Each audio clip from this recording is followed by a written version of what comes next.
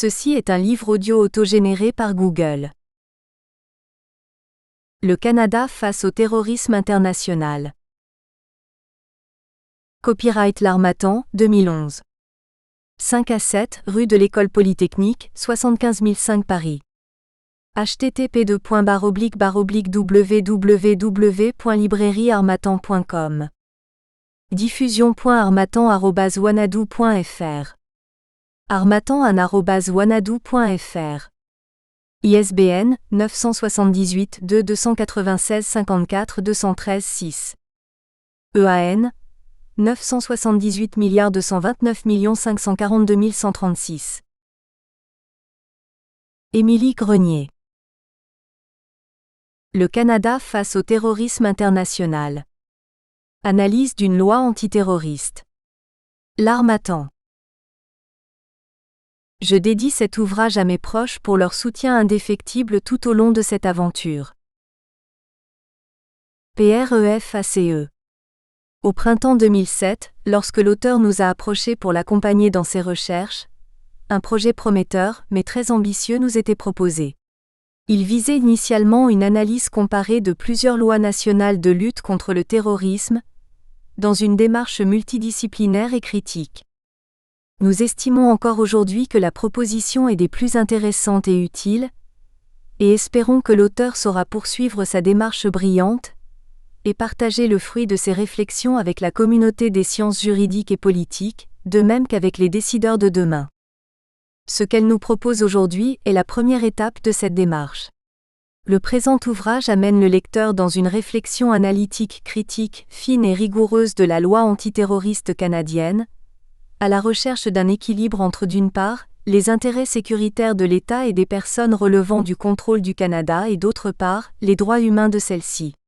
Il va sans dire qu'au lendemain du 11 septembre 2001, la réalité sécuritaire au Canada et ailleurs dans le monde s'est vue bouleversée.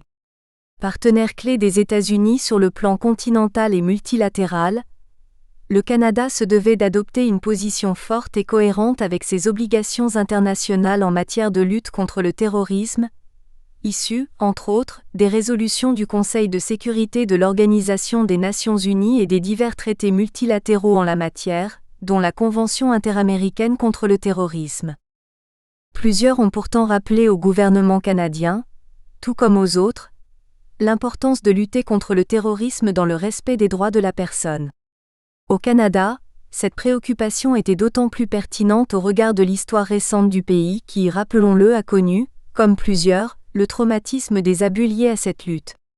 En effet, la fameuse crise d'octobre 1970 au Québec, dont on fête le triste 40e anniversaire cette année, a laissé des séquelles qui continuent de marquer une partie de la population encore aujourd'hui.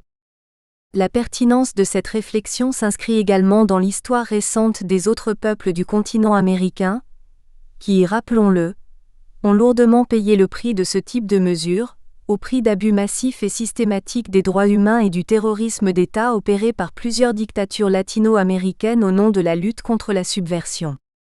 En 2002, alors que nous participions à la préparation du rapport sur le terrorisme et les droits humains de la Commission interaméricaine des droits de l'homme de l'Organisation des États américains, nous avons été frappés par la difficulté de clarifier les concepts nécessaires à l'étude de cet équilibre.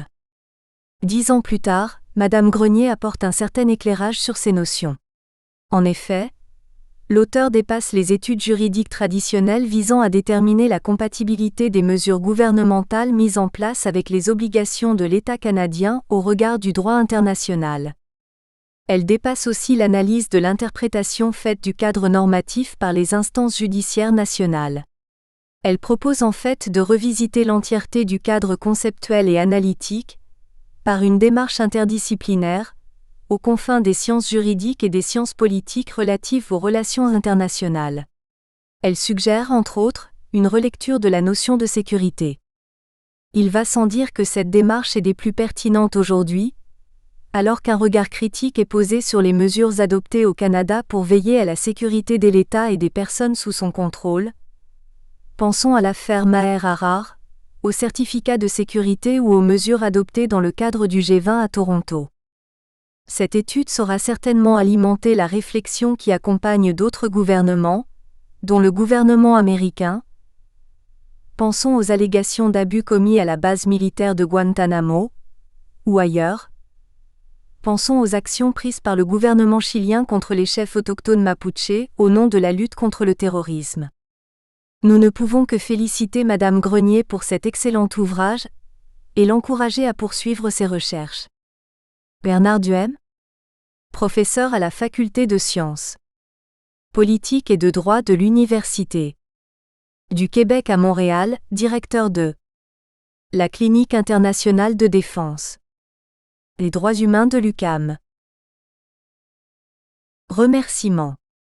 Je tiens à remercier en premier lieu mes proches pour leur support dans cette aventure, tout spécialement ma bonne amie Josée Gagnon pour ses talents de correctrice.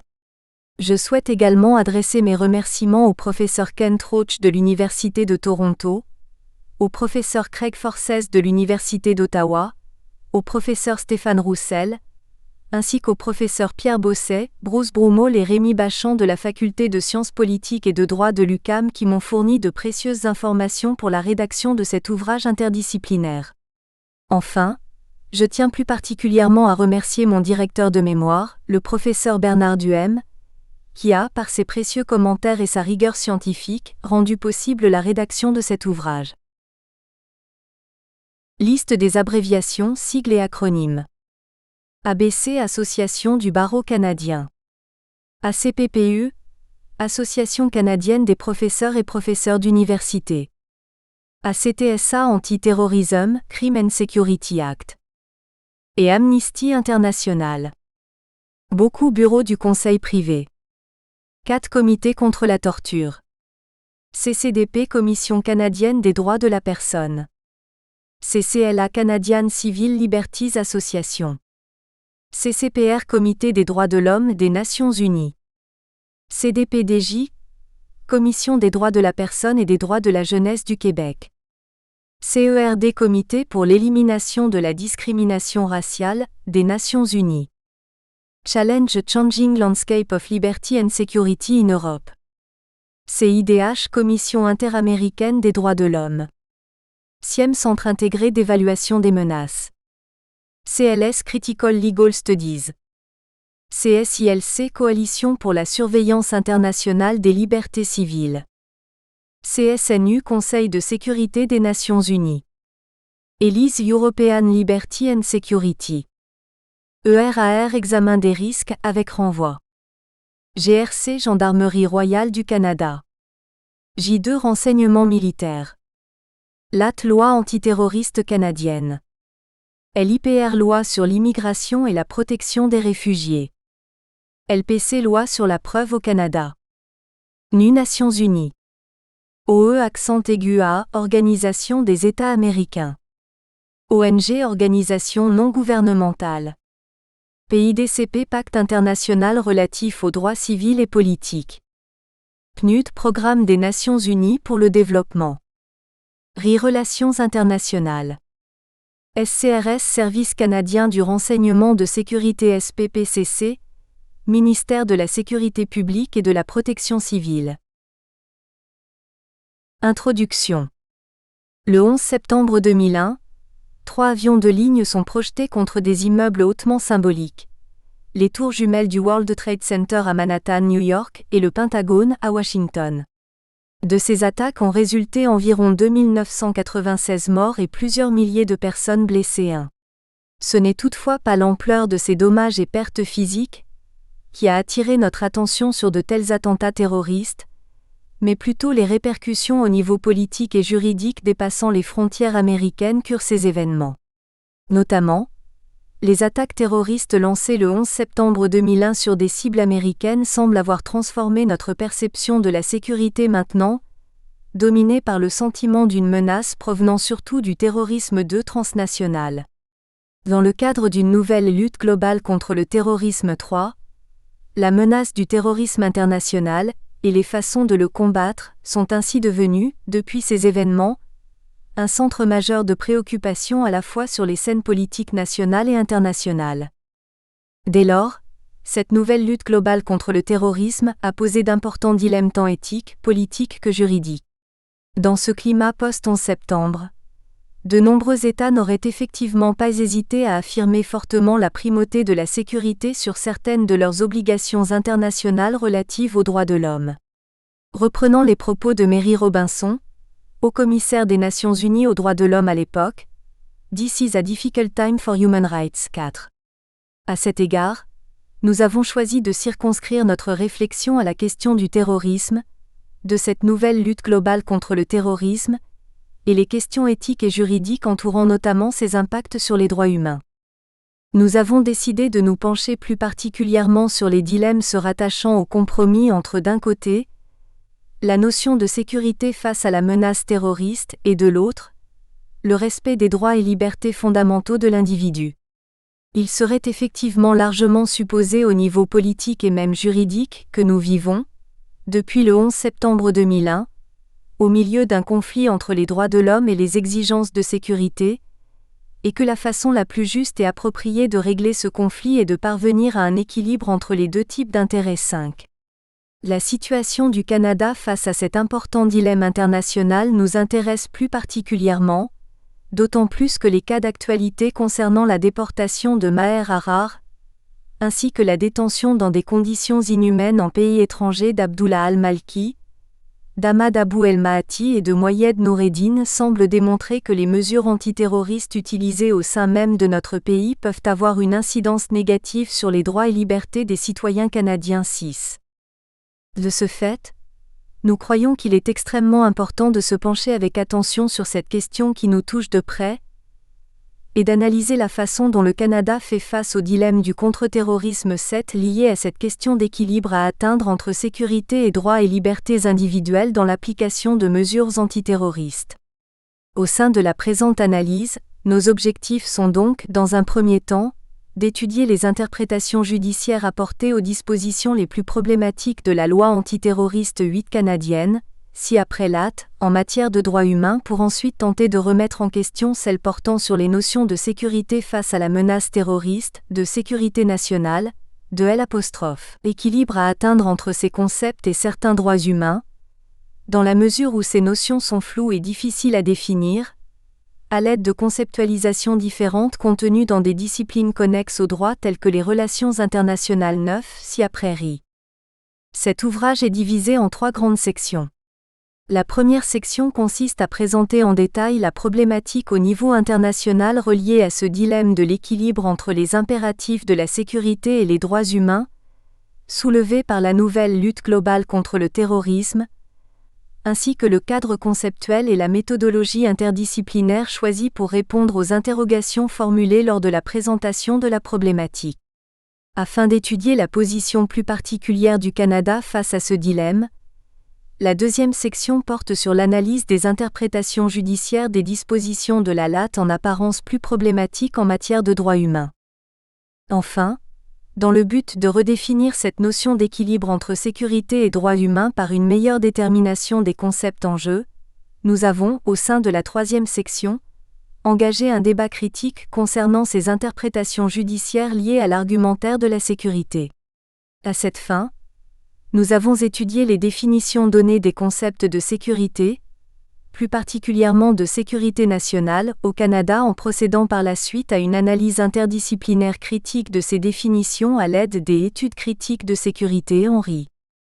En définitive, nous sommes d'avis qu'il est essentiel de surveiller avec un esprit critique les pratiques en matière de sécurité nationale au Canada et leurs incidences sur les droits et libertés individuelles. Il nous faut effectivement garder à l'esprit les excès de la crise d'octobre 1970, en réponse à la menace terroriste 10. Nous devons donc d'analyser de façon critique les politiques sécuritaires gouvernementales, d'autant plus que les appels à la sécurité seraient de plus en plus utilisés depuis 2001 par les États comme un dispositif rhétorique pour l'expansion du pouvoir. Nous croyons à cet effet que la recherche interdisciplinaire, apportant une vision externe du droit et permettant par le fait même le développement d'une compréhension critique des discours de sécurité, est nécessaire si notre système juridique entend suivre le pas d'une société et d'un milieu intellectuel en pleine évolution suite notamment aux événements du 11 septembre 2001. 1 voir EU National Commission on Terrorist Attacks upon the United States, the 9 à 11 Commission Report, Final Report of the National Commission on Terrorist Attacks upon the United States, Executive Summary, Washington, D.C., United States Government Printing Office, 2004 à la page 1. 2. Au sein de la présente analyse, nous ne nous positionnerons pas sur une définition particulière du terrorisme, ce terme ne faisant pas à l'heure actuelle l'objet d'un consensus au niveau international, voir à ce sujet la partie 2.2.1 ci-dessous. Il est toutefois possible de préciser que l'on entend généralement par terrorisme l'usage de violence à des fins politiques dans le but de répandre la terreur parmi la population civile. Voir notamment au E-A, Commission interaméricaine des droits de l'homme, Report on Terrorism and Human Rights, Doc. Off. OEACRLVI 116 Doc 5 Rev 1 Corps. 2002, OPP 17 à 24 CIDH, Report on Terrorism and Human Rights. 3. Nous utiliserons ce terme au lieu de guerre contre le terrorisme, afin d'éviter les écueils de cette rhétorique qui soulève diverses problématiques au regard du droit international. Voir à ce sujet la section 1.4 ci-dessous. 4. Organisation des Nations Unies, communiqué Mary Robinson, High Commissioner for Human Rights, Meet the Press, 25 septembre 2001, en ligne, UNHCHR, http://www.unshare.ch/hurricane/hurricane.nsf/view 015 CCF 314e 8 fait 4,13 exabytes C 1256 SAD 500 C 69 Open document plus grand que 5. Andrew Ashworth, Security, Terrorism and the Value of Human Rights, dans Benjamin J. Gould et Liora Lazarus, dir. Security and Human Rights, Portland, Art Publishing, 2007, 203 à la page 203. 6. Voir Canada, Commission d'enquête sur les actions des responsables canadiens relativement à Maher Arar, rapport sur les événements concernant Maher Arar, analyse et recommandations, premier rapport vol. 3. Ottawa, Centre d'édition du gouvernement du Canada, 2006, président Dennis O'Connor, Commission Arar, rapport sur les événements concernant Maher Arar, Canada, enquête interne sur les actions des responsables canadiens relativement à Abdullah al-Malki, Ahmad Abou el-Mahati et Moyed Noureddine, Ottawa, Travaux publics et services gouvernementaux Canada, 2008, commissaire Frank Iacobucci, enquête interne Iacobucci. 7. Ce terme est ici utilisé pour englober l'ensemble des mesures visant à lutter contre le terrorisme, ou mesures antiterroristes. 8. Loi antiterroriste, LC 2001 C41. 9. Nous utiliserons ici relations internationales en majuscule pour distinguer la discipline de son objet, les relations internationales. Cependant, le statut autonome de cette discipline est souvent discuté, et on y fait référence le plus souvent en tant que champ spécifique au sein de la discipline de la science politique. Voir Evelyne Dufaux, Relations internationales dans Alex MacLeod et al.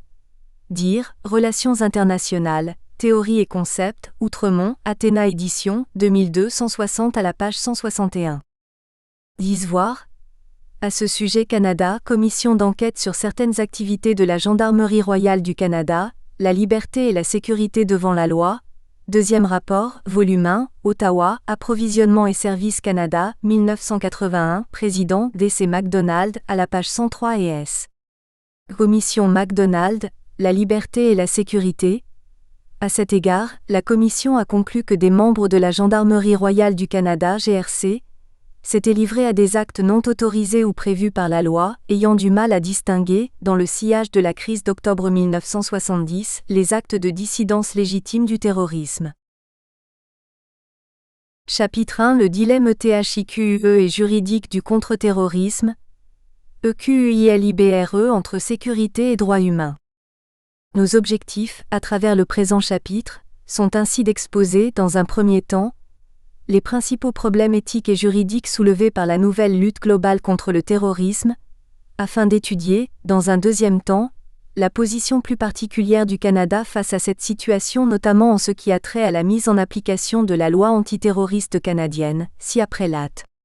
Une présentation et une explication du cadre conceptuel ainsi que de la méthodologie interdisciplinaire, choisie pour répondre aux interrogations formulées lors de la présentation de la problématique, complète ensuite le présent chapitre.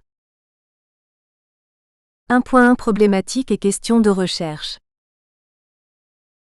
1.1.1 La lutte globale contre le terrorisme, ses impacts et dilemmes. Les attaques terroristes du 11 septembre 2001 ont apporté une vague de changements non seulement dans la façon dont le terrorisme, en tant que phénomène global, est perçu par les États, par les organisations internationales et même par les individus, mais aussi face à la perception générale de la sécurité 11. En effet, cette perception serait maintenant dominée par le sentiment d'une nouvelle menace provenant de l'émergence du terrorisme transnational, exemplifié par ces attaques, centrées sur des pertes massives, motivées par des idéologies religieuses et qui appelleraient à une approche différente, c'est-à-dire une réponse plus concertée et globale de la part de la communauté internationale afin de prévenir de tels actes 12. La menace sécuritaire, que représente cette nouvelle forme de terrorisme et les façons de le combattre, sont ainsi devenus depuis 2001 un centre majeur de préoccupation à la fois sur les scènes politiques nationales et internationales. De l'avis d'experts tels que Charles-Philippe David, les événements du 11 septembre 2001 ont effectivement ramené à l'avant-scène les préoccupations liées à la sécurité, tant sur le plan individuel que collectif 13. On assiste conséquemment à une multiplication des efforts pour développer une réponse coordonnée à ce phénomène, qui serait axée sur la prévention dans le cadre d'une nouvelle lutte globale contre le terrorisme 14.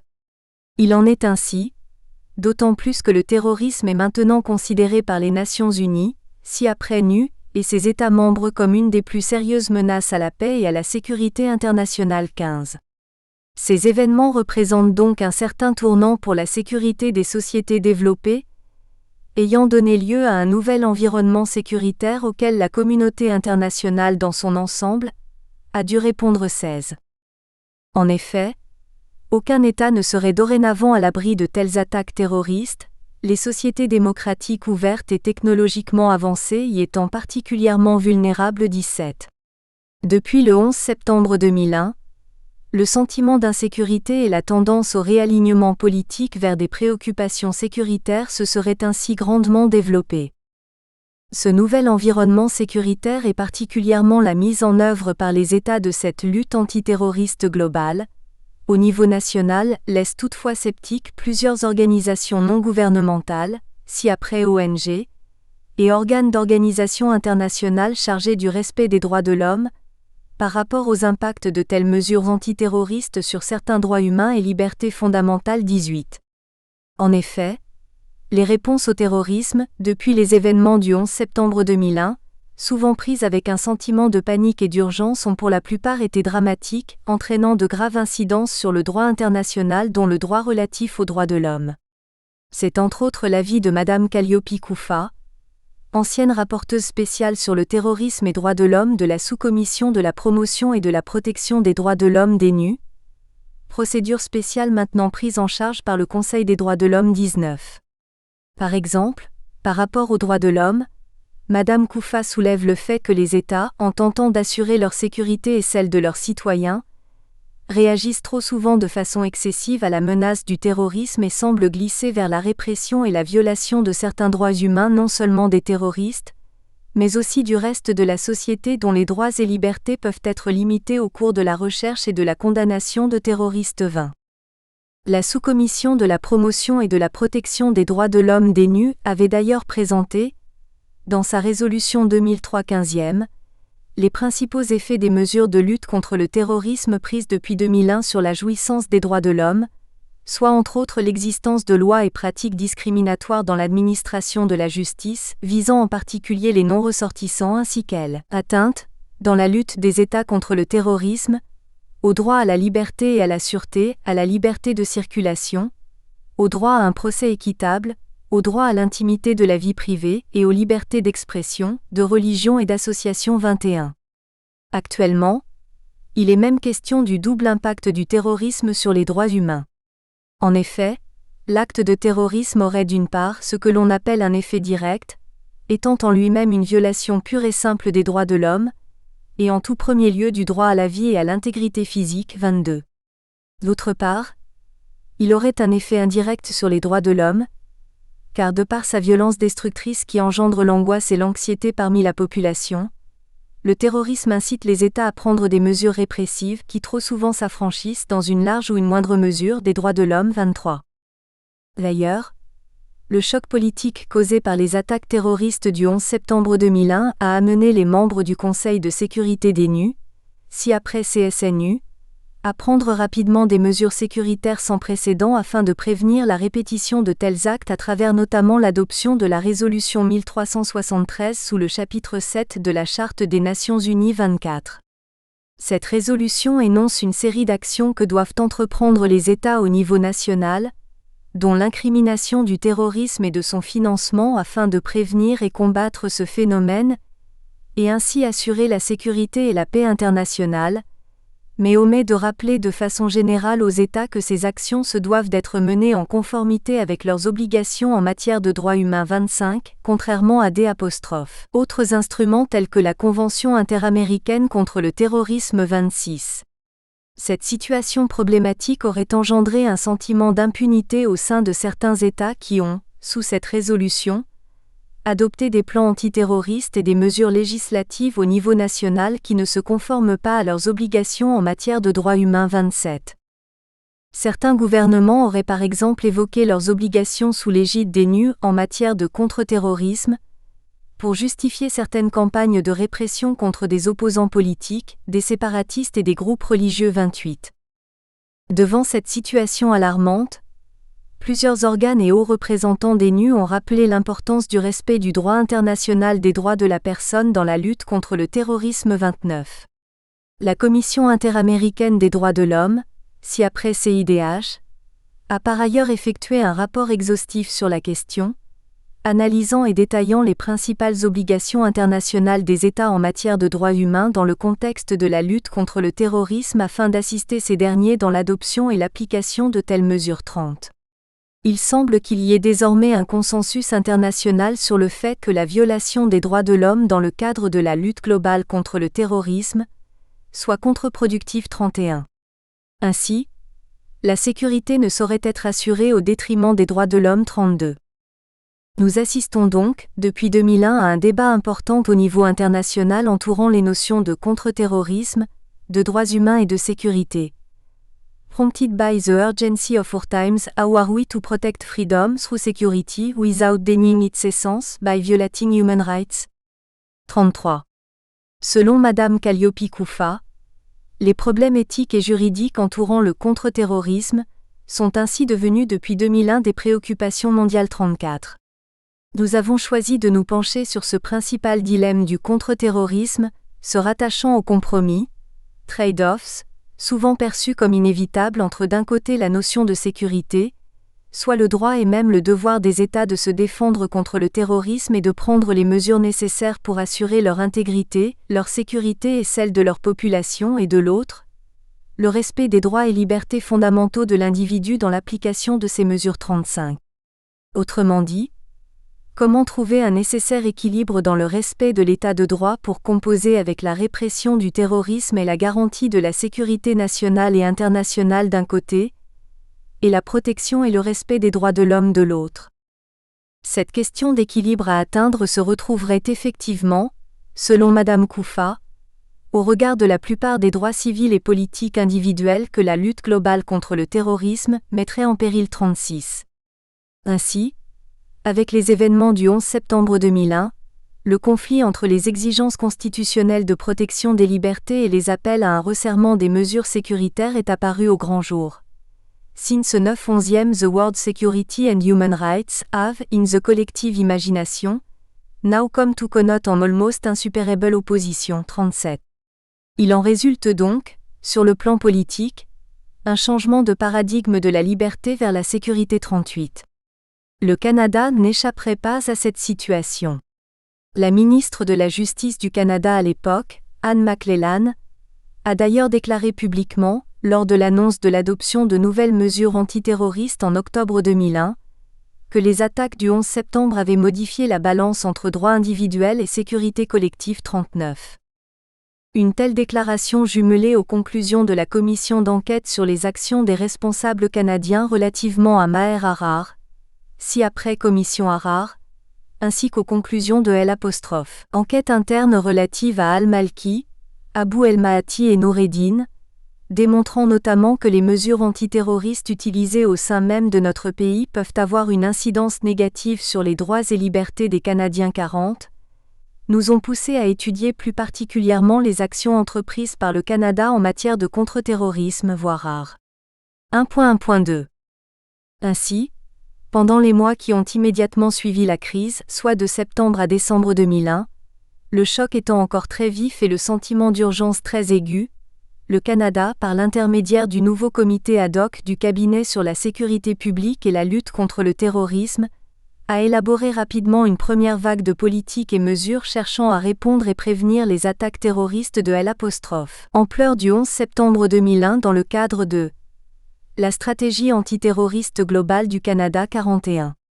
Le texte de loi le plus important adopté par le Canada dans le cadre de cette stratégie pour répondre au nouvel environnement de sécurité et aux nouvelles obligations du Canada en matière de contre-terrorisme, notamment sous la résolution 1373, fut alors le controversé projet de loi C-36, la loi antiterroriste, LAT 42. Au niveau national, les problématiques du contre-terrorisme, notamment la question d'équilibre entre sécurité nationale et droits et libertés dans le cadre de cette nouvelle stratégie antiterroriste, plus particulièrement en ce qui a trait à l'adoption et la mise en œuvre de la LAT, ont d'ailleurs été relevés par plusieurs juristes et politologues canadiens tels que Kent Roach, Craig Forces et Patrick J. Smith 43. Nous avons donc cherché au sein de la présente analyse à continuer cette réflexion et étudier plus en détail la façon dont le Canada se positionne dans ce grand débat international par rapport à la place des droits humains dans la lutte au terrorisme.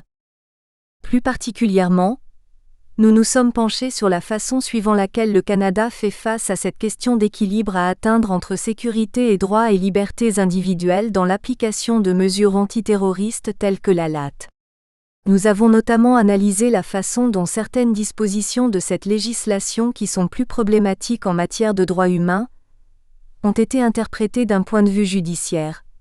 S'il était question du concept de sécurité, de l'équilibre à atteindre entre ce concept et les droits humains, chap. 2.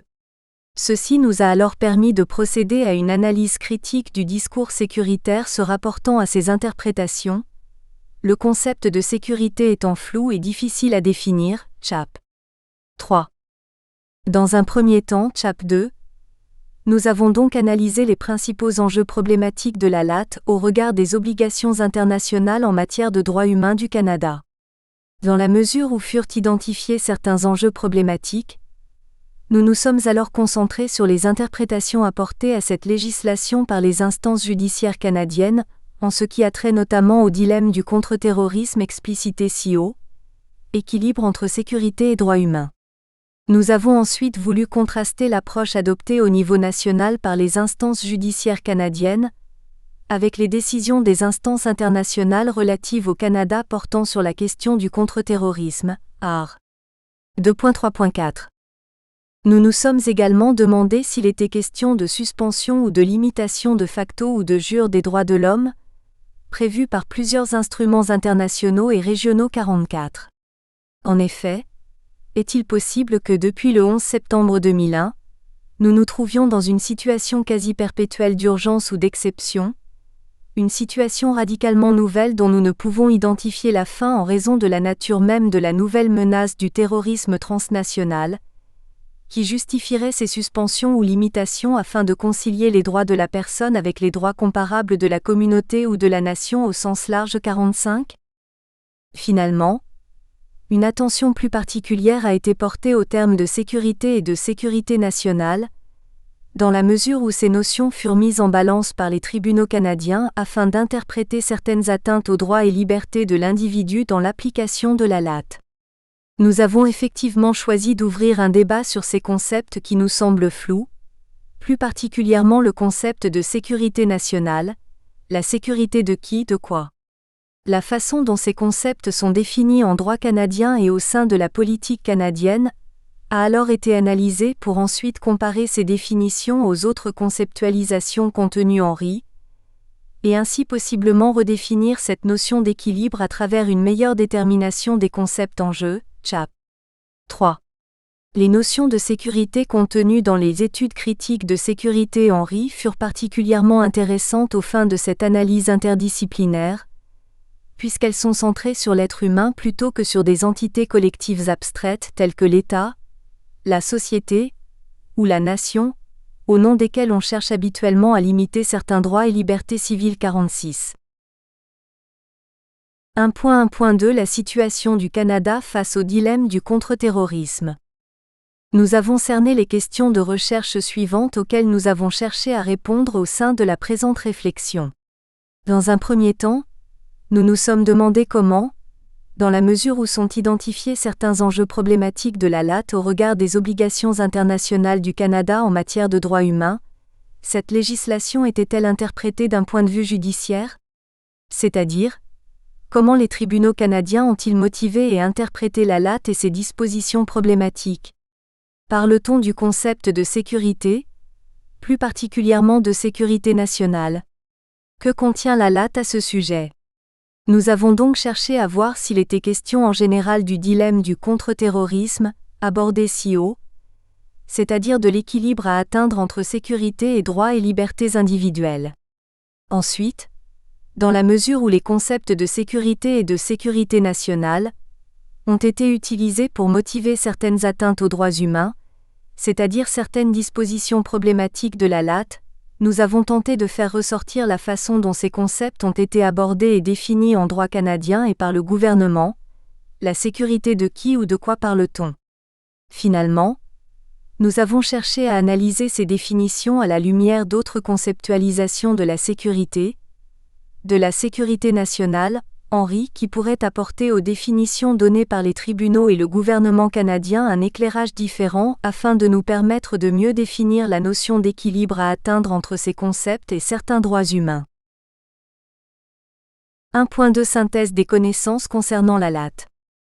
Dès son apparition sous la forme du projet de loi C-36, la LAT a fait l'objet de nombreux débats, études et analyses juridiques tant de la part de groupes parlementaires, d'ONG et d'associations diverses que de la part de juristes et d'universitaires eu égard notamment à ses impacts sur les droits et libertés des Canadiens et Canadiennes.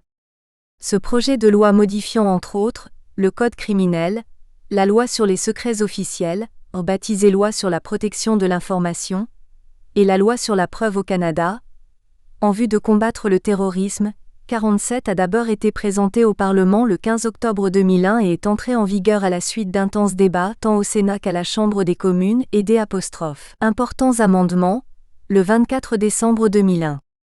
Fait rarissime, le projet de loi C-36 a été soumis à une étude préalable au Sénat alors même qu'il était débattu à la Chambre des communes 48.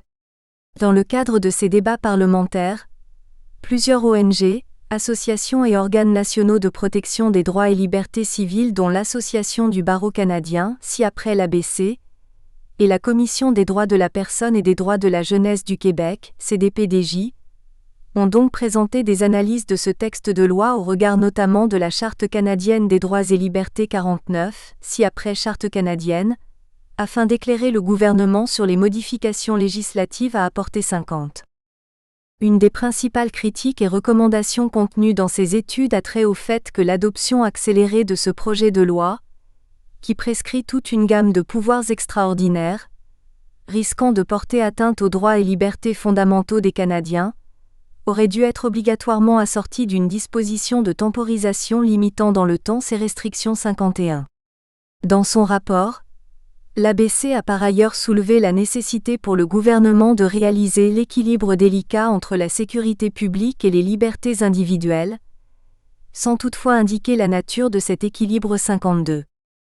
Le comité spécial sénatorial sur la teneur du projet de loi C-36 a d'ailleurs repris cette principale recommandation au sein de son rapport déposé le 1er novembre 2001, en demandant au gouvernement que la LAT soit assujettie à une disposition d'auto-abrogation, Sunset Clause, 5 ans après son entrée en vigueur 53.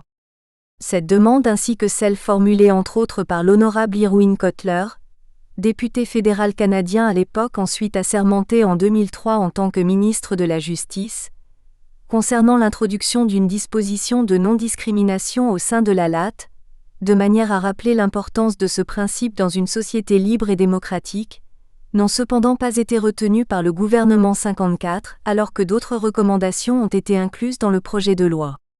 Notamment, les critiques du projet de loi, animées par des préoccupations relatives aux droits de la personne, sont parvenues à obtenir des amendements plus importants en ce qui concerne la définition du terrorisme et la caducité de quelques-uns des pouvoirs les plus spectaculaires du projet de loi en matière de détention préventive et d'investigation judiciaire 55.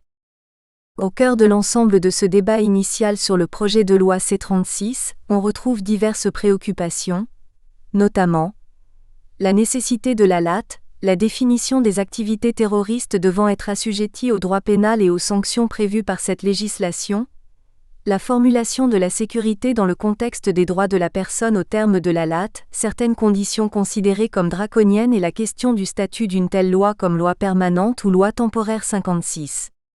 Toutes ces questions demeurent actuellement pertinentes, car elles ont fait l'objet de débats soutenus dans le cadre de l'examen parlementaire obligatoire de la LAT par le Comité sénatorial spécial sur la loi antiterroriste, ci-après Comité sénatorial, et le sous-comité sur la revue de la loi antiterroriste de la Chambre des communes, ci-après le sous-comité de la Chambre des communes, qui s'est échelonné de 2005 à 200 757. Plusieurs ONG, emboîtant le pas à l'ABC et à la CDPDJ, ont ainsi rédigé des rapports d'analyse traitant des aspects négatifs de la LAT au regard des droits de la personne 58. Selon ces différents rapports, les éléments les plus problématiques de la LAT sont entre autres l'introduction par cette loi, à travers le nouvel article 83.01 du Code criminel canadien, ci-après Code criminel 59, d'une définition très générale d'activité terroriste contenant des éléments d'intention et de motifs politiques, religieux ou idéologiques qui augmenteraient les risques de profilage racial et de discrimination fondée sur l'origine raciale ou ethnique, Introduction de procédures et de procès marqués par le secret à travers les modifications apportées à l'article 38 de la loi sur la preuve au Canada, ci-après LPC 60, l'octroi de larges pouvoirs d'enquête et d'arrestation aux services de renseignement et aux services policiers, à travers notamment les dispositions non renouvelées de détention préventive et d'audience des investigations aux articles 83.3 et 83.2.861 du Code criminel, 62. Ces éléments problématiques, qui ont d'ailleurs été repris au sein des rapports finaux des deux comités parlementaires 63, ont fait l'objet d'une analyse plus poussée au sein du chapitre suivant Secte. 2.2. Ainsi, l'ensemble des rapports ici présentés contiennent une série de recommandations adressées au gouvernement afin de rendre la LAT plus conforme à la Charte canadienne, soit au contexte juridique applicable 64. Cependant, certaines ONG, telles que la Ligue des droits et libertés, vont plus loin dans leurs conclusions et recommandent l'abrogation simple et directe de la LAT qui serait, notamment selon cette ONG, une loi inutile, trompeuse et dangereuse 65. Les questions de la nécessité et l'utilité d'une telle législation antiterroriste ont d'ailleurs été traitées plus en détail par plusieurs juristes et universitaires. Par exemple, l'Association canadienne des professeurs et professeurs d'université, ACPPU, est également d'avis que la LAT devrait être abrogée sauf quelques rares dispositions, puisque le droit pénal canadien était déjà en mesure de saisir la totalité ou la presque totalité des agissements liés au phénomène appelé terrorisme, longtemps avant l'adoption de la LAT, 66. D'autres professeurs se sont également positionnés sur la question de la LAT. Par exemple, Kent Roach, professeur de droit à l'Université de Toronto ayant beaucoup écrit sur le sujet, est d'avis que cette dernière entrerait en conflit non seulement avec plusieurs droits protégés par la Charte canadienne, mais aussi certains principes fondamentaux de l'État de droit 67. Il partage également le point de vue de l'ACPPU à l'égard de l'utilité d'une telle loi, arguant que plusieurs des éléments les plus controversés de la LAT restent inutilisés 68. Selon Roach, L'approche du Canada envers le terrorisme devrait ainsi mettre moins d'emphase sur les sanctions criminelles et intégrer le terrorisme dans un contexte plus large de menaces à la sécurité, à Broader Security Agenda 69. Ce dernier aborde aussi la question de l'équilibre à atteindre entre sécurité et droits humains, étant d'avis que les cas les plus complexes de tension entre ces deux notions doivent être résolus par une application rigoureuse, rationnelle et logique des principes de proportionnalité 70. Cet avis est aussi partagé par Errol P. Mendes, professeur de droit à l'Université d'Ottawa, qui estime pour sa part que les dispositions du projet de loi C-36 représentent une tentative juste, bien qu'imparfaite, dans le cadre d'une société libre et démocratique d'équilibrer la sécurité et les droits de l'homme 71. Craig Forces, également professeur de droit à l'Université d'Ottawa se spécialisant sur la législation canadienne en matière de sécurité nationale, aborde aussi les dilemmes de la sécurité impliqués par la recherche de l'équilibre entre la nécessité d'assurer la sécurité nationale et le respect des droits civils et libertés fondamentales 72.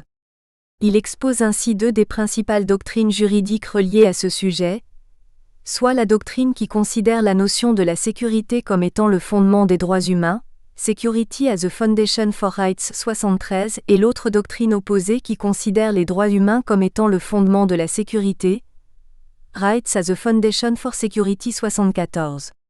Devant ces deux doctrines opposées, Forces présente ensuite l'approche plus nuancée, prônée notamment par Kotler et Mendes, qui voit les notions de sécurité et de droits humains non pas comme des concepts hiérarchiques, mais comme mutuellement synergiques 75. À cet égard, Kotler nous met en garde contre le fait de caractériser la LAT seulement, en fonction d'une analyse à somme nulle entre sécurité nationale et liberté civile, puisqu'il serait ici question de sécurité humaine 76. En effet, ce dernier est d'avis que la LAT doit plutôt être considérée comme une législation, a Human Security Legislation, qui protège à la fois la sécurité et les droits civils 77.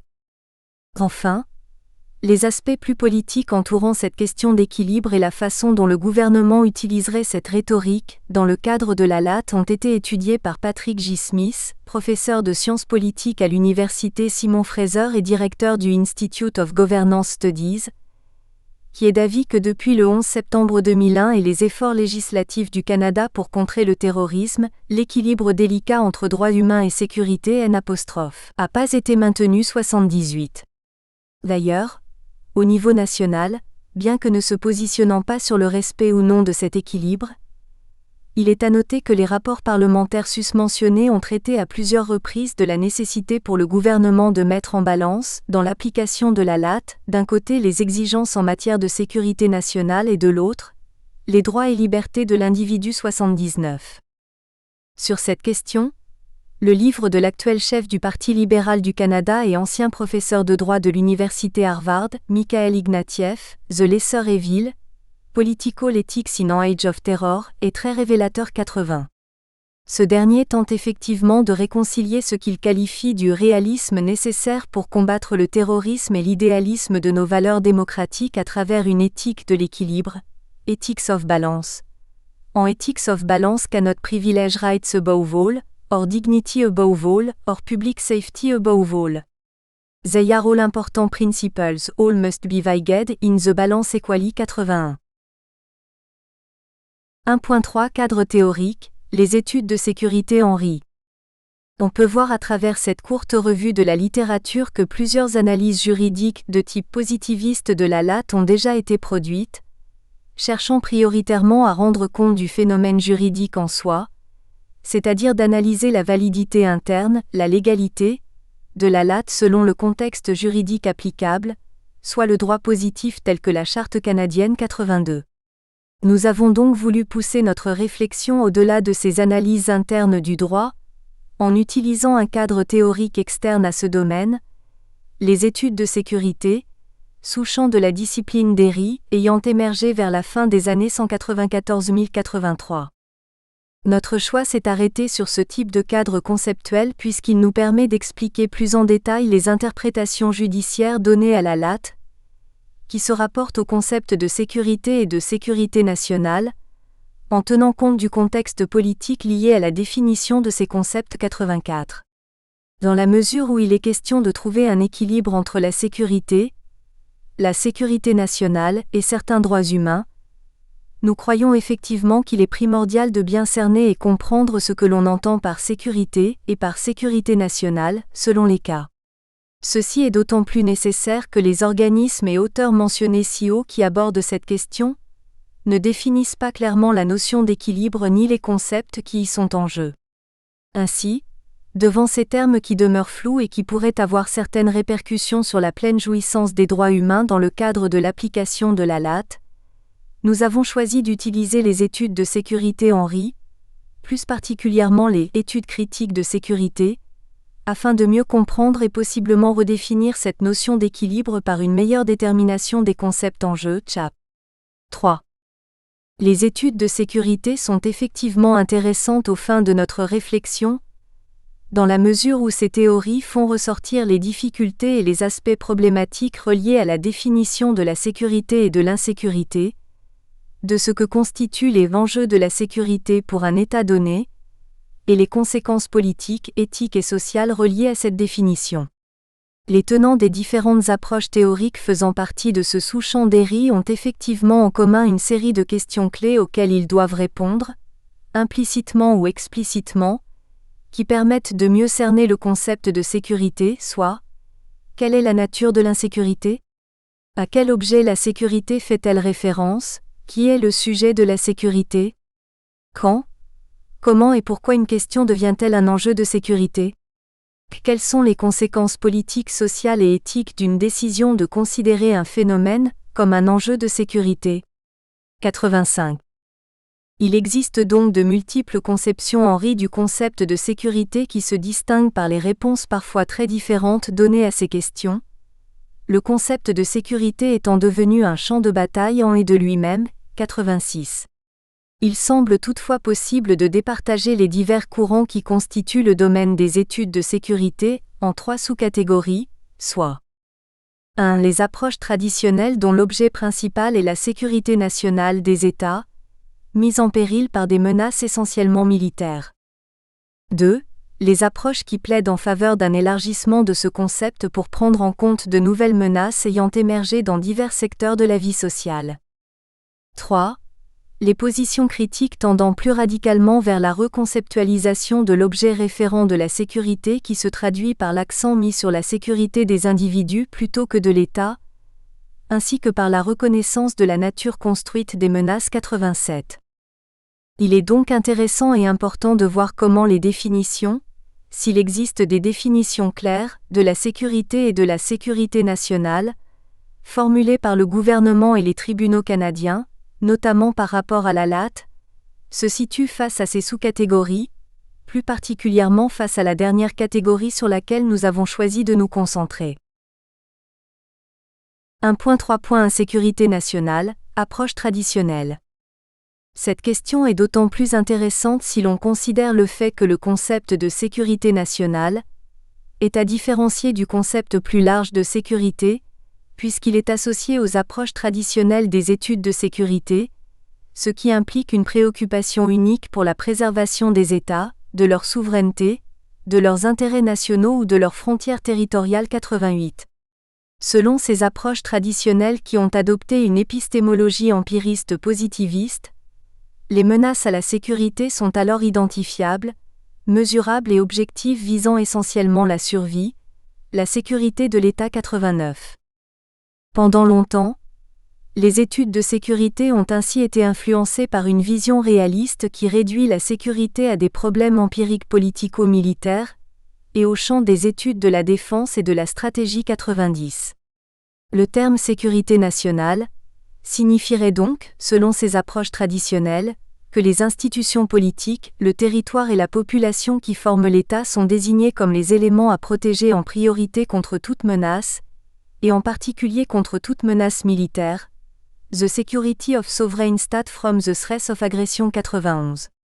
Au sein de cette conception particulière de la sécurité, l'État constitue l'objet référent principal de la sécurité, c'est-à-dire l'élément central de préoccupation qui doit faire l'objet de sécurisation, la sécurité des individus étant alors assimilée à celle plus large de l'entité étatique. 92. Ainsi, lorsqu'on aborde la question de la sécurité nationale, peu de préoccupations semblent être données à l'individu en tant que tel, ce qui justifierait la conception que l'État puisse brimer certains droits et libertés fondamentaux de ses citoyens pour assurer sa sécurité ou celle de la société en général. À cet égard, la plupart des instruments internationaux relatifs aux droits de l'homme contiennent des dispositions de dérogation permettant à l'État de suspendre certains droits et libertés individuelles afin d'assurer sa survie. 93. Dès le début des années 1980, des propositions pour étendre la notion de sécurité nationale et pour inclure des menaces non militaires ont commencé à apparaître. Notamment, Barry Buzan annonçait, dès 1983 avec la publication de People, State and Fear, qu'il était temps d'élargir le concept de sécurité pour couvrir d'autres domaines que le seul domaine militaire. 94. Toutefois, cette conception de la sécurité, bien que cherchant à dépasser le militaire, ne constitue pas une remise en question du concept traditionnel de la sécurité et son objet référent qui demeure principalement l'État. C'est plutôt vers la fin des années 1980, avec l'accélération post-guerre froide de la mondialisation, de l'interdépendance entre les États et la montée des acteurs transnationaux que l'on assiste à une remise en cause sérieuse du modèle classique de la sécurité centrée sur l'État et sur la puissance militaire par les approches dites alternatives de la sécurité AR. 1.3.2.95. Notamment, plusieurs aspects de l'histoire du XXe siècle ont remis en question la conception traditionnelle de la relation entre les États et leurs citoyens en matière de sécurité. During the 20th century, there has been ample evidence that the state, far from being a solution to the security demands of its citizens, may willfully be a major threat to their security. 96. Dans le cadre de cette étude, nous nous sommes donc concentrés sur ces approches se distançant épistémologiquement et normativement des approches traditionnelles de la sécurité, qui ont tenté au cours des années 1980 et 1990 de remettre en question le concept de sécurité nationale, et de repenser son objet référent. Plus particulièrement, nous nous sommes intéressés à 1.3.3, aux positions post-positivistes au sein de ce mouvement regroupé sous l'appellation « Études critiques de sécurité » Critical Security Studies, rompant radicalement avec la vision réaliste classique empirique de la sécurité par l'introduction d'un large éventail de thèmes comme les droits de l'homme, le développement et l'émancipation. 97. 1.3.2 Élargissement et extension de la sécurité, les approches alternatives. Ainsi, après avoir voulu élargir l'ordre du jour sécuritaire en l'appliquant à d'autres sphères non militaires, on cherche plutôt au sein des approches alternatives à étendre le concept de sécurité au-delà de l'État à travers des conceptualisations alternatives de la sécurité. Malgré la grande diversité de ces nouvelles approches, ces dernières comprennent au moins deux des trois opérations suivantes, soit l'élargissement, l'extension et l'approfondissement du concept de sécurité. 98. Concernant l'élargissement et l'extension de la sécurité pour y inclure des menaces non militaires, nous devons ici de mentionner rapidement les travaux de l'École de Copenhague, programme de recherche développé dans un cadre d'études multidisciplinaires sur la sécurité, qui sont devenus le point de départ d'un grand nombre d'approches les plus critiques. 99. En effet, une des contributions les plus importantes de l'École de Copenhague aux études de sécurité est le concept de sécurisation, développé surtout par le politologue danois, Ole Wever, défini comme le processus mis en branle par les élites politiques lorsque celles-ci indiquent qu'un objet constitue un enjeu de sécurité sans. D'après cette école, la sécurité est ainsi un concept flou qui ne réfère pas seulement à une réalité externe et objective, mais bien à une définition subjective d'un objet qui, posé comme menace au sein des institutions et des discours politiques, vient à être perçu comme menace par l'audience ciblée. 101. Ainsi, nous espérons que vous avez apprécié cet aperçu. Pour continuer à écouter ce livre audio sur Google Play Livres, utilisez le lien dans la description de la vidéo.